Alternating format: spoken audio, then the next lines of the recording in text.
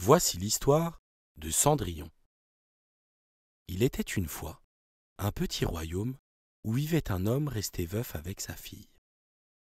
Il se remaria avec une femme, veuve elle aussi, mais très orgueilleuse et très fière, et qui avait 2 filles qui lui ressemblaient en tout point. Un triste jour, l'homme mourut, laissant sa douce fille seule avec sa marâtre et ses 2 demi-sœurs.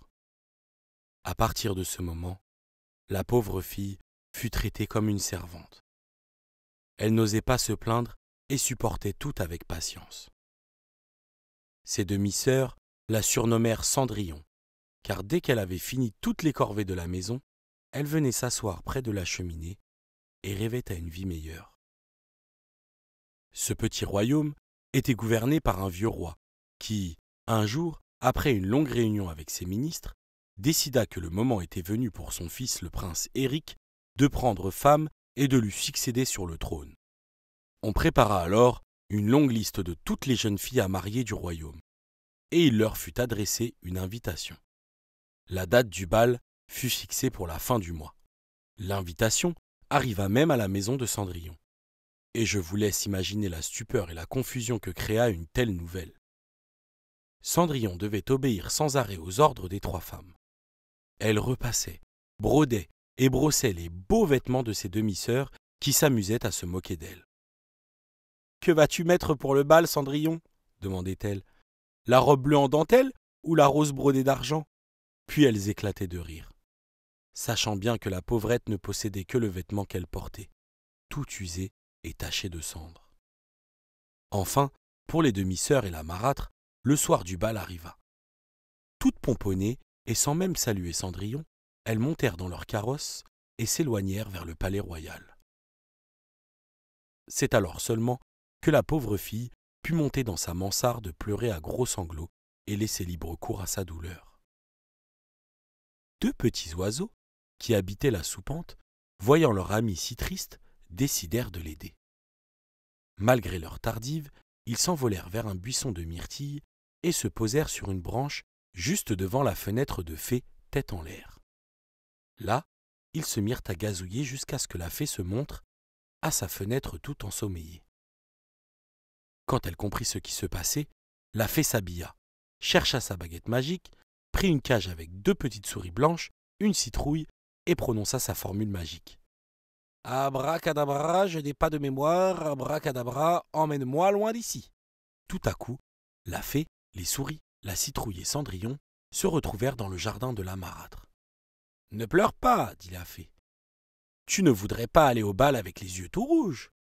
Puis, brandissant sa baguette magique, la fée ajouta « Abracadabra » et, par enchantement, les 2 souris se transformèrent en chevaux et la citrouille en magnifique carrosse. « Et maintenant, à nous !» dit la fée, se tournant vers Cendrillon. Après avoir réfléchi un instant, la fée tête en l'air prononça la formule magique. « Abracadabri, abracadabra, tu seras élégante comme une demoiselle !» Puis elle effleura Cendrillon de sa baguette, transformant ses pauvres haillons en la plus belle robe que l'on puisse imaginer. Dans ses cheveux dénoués, sur ses épaules se détachait un riche diadème de perles et une paire de magnifiques petites chaussures complétaient la tenue. Rayonnante de joie, la jeune fille rejoignit le carrosse après les dernières recommandations de la fée. « Souviens-toi de rentrer avant minuit, car après 7 heures, tout redeviendra comme avant. »« N'aie aucune crainte, je serai à l'heure, » répondit Cendrillon, et le carrosse s'élança en direction du château. La fête avait déjà commencé, et les salles illuminées étaient pleines de jeunes filles. Le prince semblait s'ennuyer, et ses parents l'observaient avec inquiétude. Il pensait déjà quitter la fête, quand, soudain, Cendrillon entra dans la salle. Tous devinrent muets. Le prince lui-même, après un moment de stupeur, s'approcha d'elle et, s'inclinant, lui demanda l'honneur de se voir accorder la prochaine danse. Cendrillon accepta avec bonheur. Personne ne savait qui était cette merveilleuse jeune fille. Le roi et la reine étaient au comble de leur joie. Les 2 demi-sœurs et la marâtre, elles, n'étaient pas de même humeur. Reléguées dans un coin, elles n'avaient pas été honorées d'un seul regard.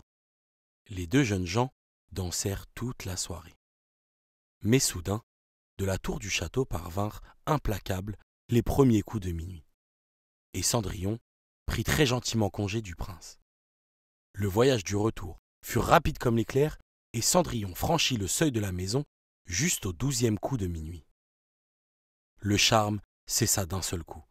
La jeune fille se retrouva en haillons et chaque chose reprit son aspect originel.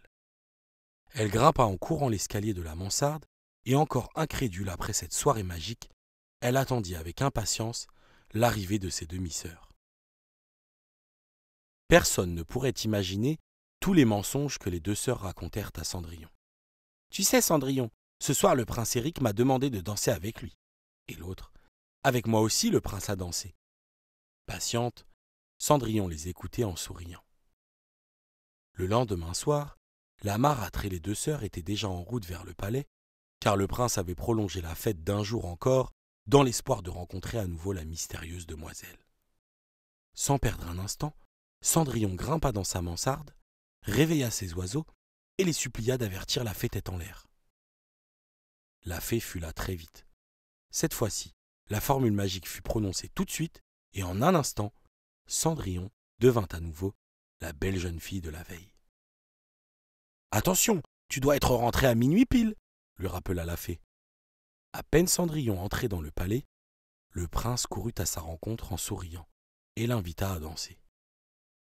Ce soir-là, le prince Éric lui déclara son amour et lui demanda de devenir sa femme. Cendrillon s'apprêtait à accepter quand elle fut interrompue par les premiers coups de minuit. Il était trop tard, impossible de rester une minute de plus. Brusquement muette et une expression de terreur sur le visage, Cendrillon se précipita hors de la salle et perdit une chaussure en descendant les escaliers. Le prince désorienté tenta en vain de la rattraper pour lui demander une explication, mais il ne trouva que la petite chaussure. Le lendemain, le prince ordonna à ses pages de faire essayer la chaussure à toutes les jeunes filles du royaume. C'est ainsi qu'un page royal frappa à la porte de Cendrillon. Et après avoir tenté de passer la chaussure aux deux sœurs, il éclata de rire. « Ce ne sont pas des pieds, mais des pattes d'éléphant !» Les deux filles ne purent retenir leurs larmes. Les pleurs cessèrent seulement quand, derrière elles, une petite voix demanda « Puis-je l'essayer moi aussi ?»« Cendrillon, retourne à la cuisine !» tonna la marâtre. « Ce n'est pas un endroit pour les servantes !» Mais le page intervint. « L'ordre est de faire essayer la chaussure à toutes les jeunes filles du royaume. » Ainsi, il fit asseoir Cendrillon, qui, à peine la chaussure aux pieds, reprit l'apparence de la belle inconnue du palais royal. La stupeur de ses deux demi-sœurs fut alors extraordinaire. Les cloches du royaume sonnèrent à toute volée. Le prince Éric avait retrouvé sa fiancée et les noces furent immédiatement célébrées. La fête dura 7 jours. Au banquet ne manquèrent ni la fée tête en l'air, ni la marâtre et les deux demi-sœurs. En effet, Cendrillon avait pardonné à ces dernières toutes les méchancetés et les perfidies qu'elle avait subies pendant tant d'années. La jeune fille commença ainsi une nouvelle vie pleine de bonheur.